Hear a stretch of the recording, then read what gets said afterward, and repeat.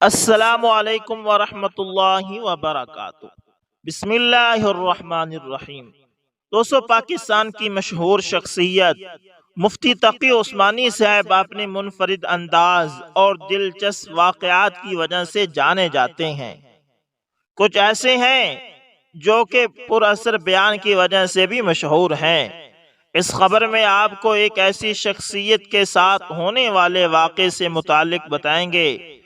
مفتی تقی عثمانی کی زندگی میں ایک ایسا واقعہ پیش آیا ہے جس نے سب کی توجہ حاصل کر لی تھی۔ سوشل میڈیا پر ایک ویڈیو اپلوڈ ہے جس میں مفتی تقی عثمانی صاحب ایک بیان دے رہے ہیں۔ یہ بیان دراصل اپنے اندر اہمیت رکھتا ہے۔ مفتی تقی عثمانی اس بیان میں اپنی ہمشیرہ کے واقعہ کا ذکر کرتے ہیں۔ وہ بتاتے ہیں کہ میری بڑی ہمشیرہ جو کہ آج سے 60 سال سے زائد عرصے سے پہلے تنگ معاشی حالات سے گزر رہی تھی۔ ایک دن ہمشیرہ نے والد صاحب سے عرض کیا کہ ابا جی، حج کرنے کو دل چاہتا ہے، جس پر والد صاحب نے فرمایا کہ تمہیں شوق ہے حج کرنے کا؟ جس پر ہمشیرہ نے عرض کیا کہ جی ہاں، مجھے بے حد شوق ہے۔ اس جواب پر والد صاحب نے کہا کہ نہیں، تمہیں شوق نہیں ہے۔ اگر شوق ہوتا تو تم نے اس کے لیے کچھ جمع کر کے رکھا ہوتا۔ لیکن ہمشیرہ نے کہا کہ ابا جی، میرے معاشی حالات ایسے ہیں کہ میں تو ایک انا بھی جمع نہیں کر سکتی۔ جس پر والد صاحب نے مشورہ دیا کہ ایک لفافہ بناؤ جس میں جتنا ہو سکے پیسے جمع کرتی رہو، اور اگر وہ اتنا جمع ہو جائے کہ حج کر سکو تو انشاءاللہ حج ہو جائے گا، اور اگر نہ بھی کر سکی تو اللہ تمہیں حج کا ثواب دے گا۔ شاید یہ بات ہمشیرہ کے دل کو چھو گئی تھی۔ اس دن کے بعد سے ہمشیرہ نے پیسے جمع کرنے شروع کر دیے۔ ہمشیرہ کا 34 برس کی عمر میں انتقال ہو گیا تھا، اور جب ان کے سامان کو دیکھا گیا تھا تو اس میں ایک پوٹلی تھی جس پر لکھا تھا حج کے پیسے۔ اس پوٹلی میں 65 روپے تھے، جو کہ اس وقت کافی خطیر رقم ہوتی تھی۔ والد صاحب نے جب بیٹی کی پوٹلی میں یہ پیسے دیکھے اور اس کی حج کے لیے محبت کو دیکھا تھا تو ان کی آنکھوں میں آنسو آ گئے۔ وہ کہنے لگے کہ دیکھو، میں نے کسی مرتبہ اسے کہا تھا۔ اس اللہ کی بندی نے پیسے جمع کرنے شروع کر دیے۔ والد صاحب نے اسی پیسوں میں کچھ اضافہ کر کے حج البدل کرایا۔ اسی دوران والد صاحب بھی حج کے لیے خود تشریف لے گئے۔ والد صاحب میدان عرفات میں بیٹھے ہوئے تھے۔ اسی دوران والد صاحب کی آنکھ لگ گئی اور وہ سو گئے۔ اس نیند میں والد صاحب نے ہمشیرہ کو دیکھا۔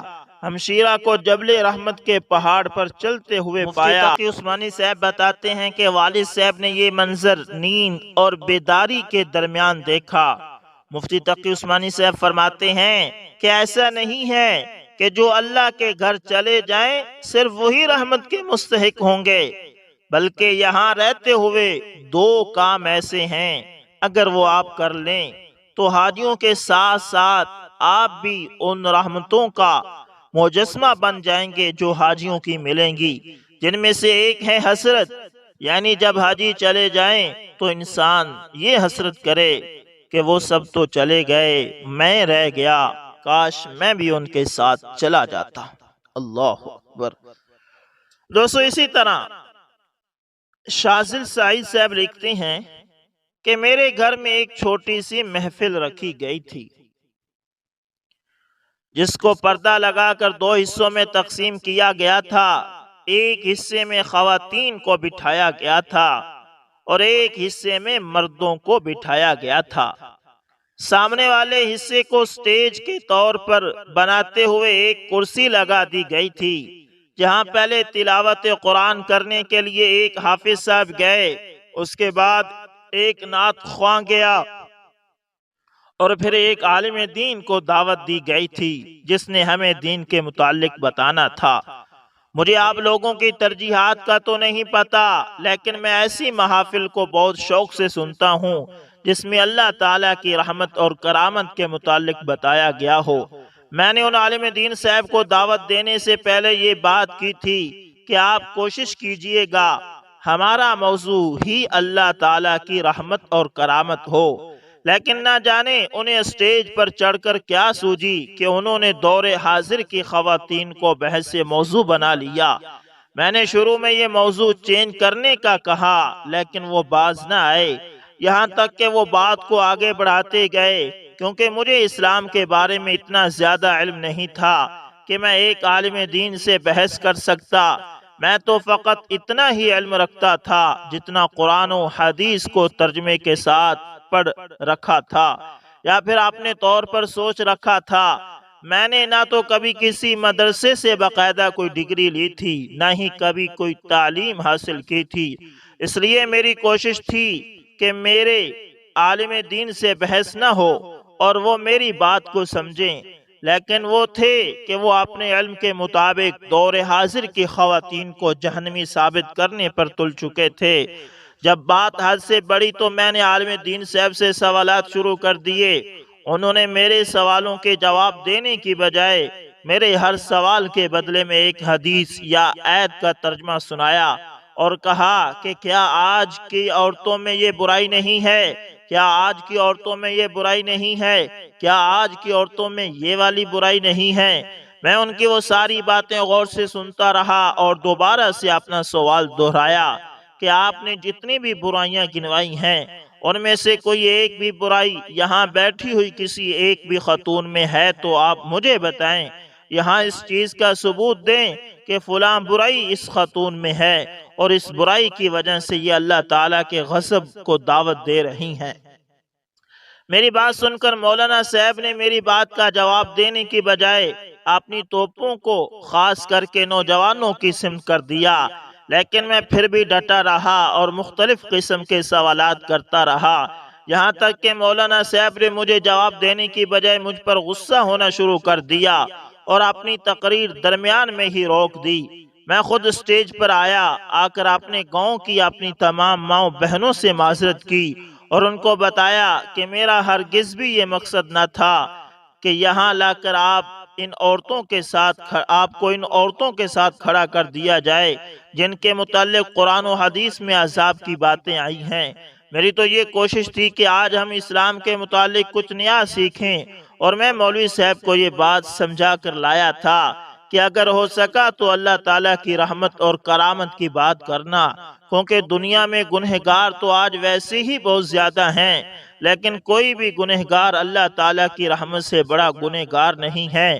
لیکن نہ جانے کیا سوجی ہے کہ یہ الٹا غصے ہو کر یہاں سے چلے گئے ہیں۔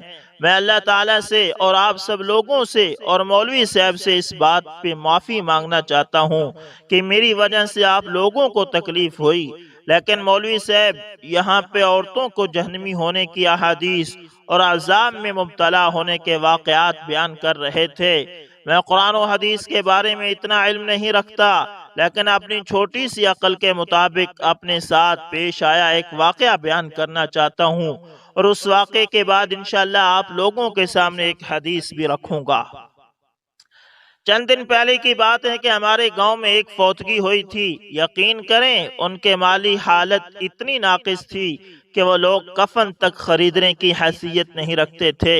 میں نے سوشل میڈیا پر مخیر حضرات سے اپیل کی تو جن لوگوں نے مالی تعاون کیا ان میں سے سب سے زیادہ تعداد خواتین کی تھی، اور اللہ تعالیٰ کی ذات گواہ ہے کہ جن خواتین نے مالی تعاون کیا انہوں نے کسی قسم کی کوئی تصدیق بھی نہیں مانگی، بلکہ انہوں نے مجھ پر بھروسہ کرتے ہوئے اللہ تعالیٰ کی رضا کے لیے مدد کر دی۔ البتہ مرد حضرات نے تصدیق بھی کی، اور اس کے باوجود بہت سارے لوگوں نے یہ کہہ دیا کہ ہمارا دل مطمئن نہیں ہوا اور مدد نہ کی۔ اس کے بعد میں آپ کو ایک اور واقعہ سنانا چاہتا ہوں۔ بہت عرصہ قبل یہاں ہی کے امام مسجد صاحب تھے جن کی بیٹی کی شادی تھی، اور شادی کے دن وہ بیٹی لہنگا پہننے کی ضد کر رہی تھی، لیکن امام مسجد صاحب کے پاس اتنے پیسے نہیں تھے کہ بیٹی کے لیے کرائے پر ہی لہنگا حاصل کر سکیں۔ دوسری بات یہ تھی کہ لڑکے والوں کی خواہش تھی وہ 30 سے 40 آدمی لے کر بارات کی صورت میں آئیں، لیکن امام مسجد صاحب کی مالی حیثیت اتنی زیادہ نہیں تھی کہ وہ ان لوگوں کے لیے چائے کا بندوبست کر سکیں۔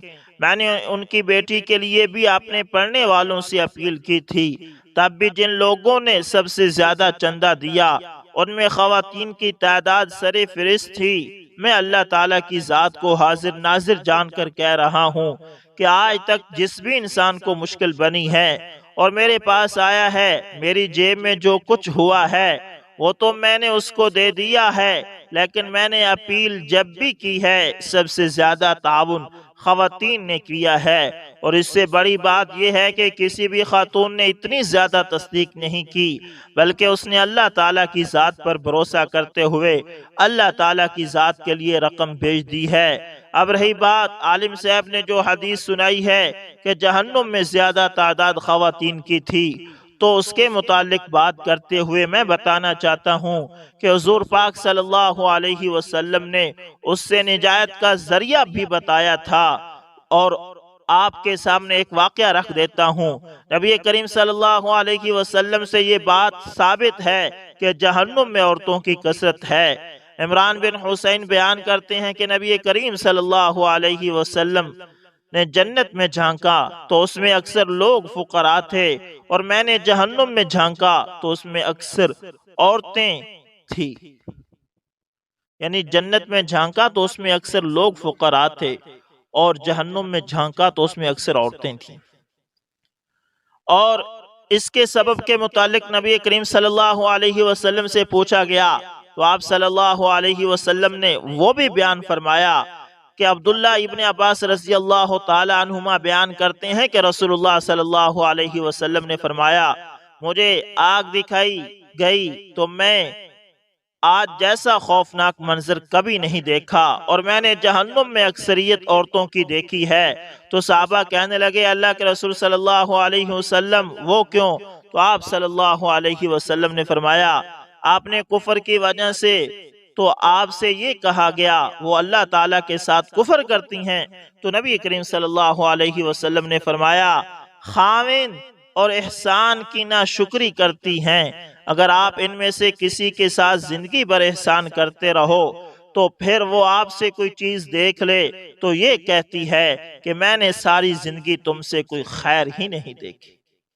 ابو سعید خدری رضی اللہ تعالیٰ عنہ بیان کرتے ہیں کہ نبی کریم صلی اللہ علیہ وسلم عید الاضحیٰ یا عید الفطر کے لیے عیدگاہ کی طرف نکلے تو عورتوں کے پاس گزرتے ہوئے فرمانے لگے، اے عورتوں کی جماعت، صدقہ اور خیرات کیا کرو، بے شک مجھے دکھایا گیا ہے کہ تمہاری جہنم میں اکثریت ہے۔ تو وہ کہنے لگے، اللہ کے رسول وہ کیوں؟ تو نبی کریم صلی اللہ علیہ وسلم نے فرمایا، تم گالی گلوچ بہت زیادہ کرتی ہو اور خاوند کی نافرمانی کرتی ہو۔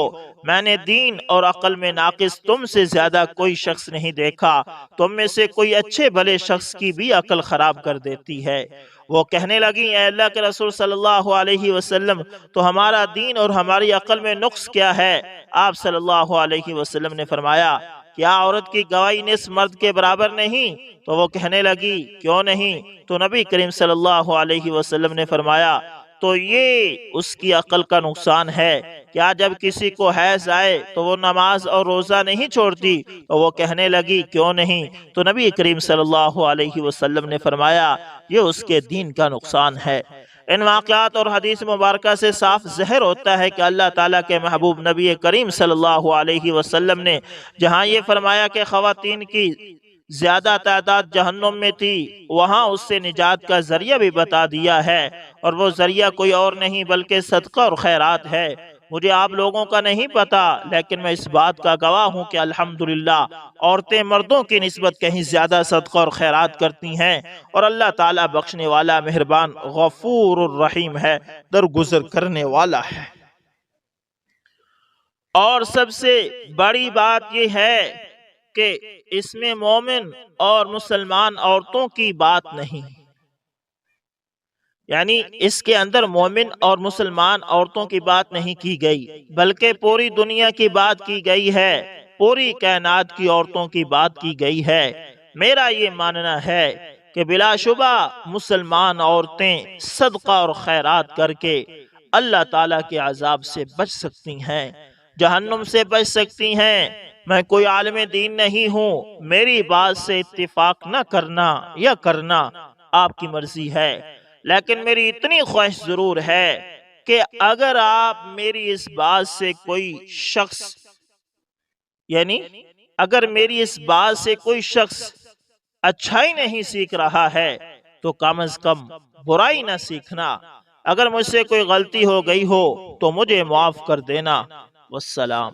دوستو یہ تھی، اس میں ایک مفتی تقی عثمانی صاحب کا واقعہ آپ سے شیئر کیا اور ایک شاذلی سعید صاحب نے بتایا۔ یہ بات ان کی ٹھیک ہے کہ اللہ کے نبی نے پھر اس کے طریقے بھی بتائے ہیں کہ اگر جہنم میں عورتیں جائیں گی، لیکن اس کے طریقے بھی بتائے ہیں کہ یہ صدقہ خیرات زیادہ کریں، اپنے مرد کی فرما برداری کریں، تو اگر ان باتوں پر عمل کیا جائے تو انشاءاللہ سب کچھ ٹھیک ہو جائے گا۔ دوستو امید کرتا ہوں آپ لوگوں کو ویڈیو اچھی لگی ہوگی، پسند آئے تو لائک شیئر کمنٹ لازمی کریں، اور اگر آپ ہمارے چینل AS انفارمیشن ٹی وی پر نئے ہیں تو دوستو اس کو بھی ساتھ میں سبسکرائب کر لیا کریں۔ تو انشاءاللہ ملیں گے دوستو کسی نیکسٹ اچھی سی ویڈیو کے اندر، تب تک کے لیے اللہ حافظ، جزاکم اللہ خیر۔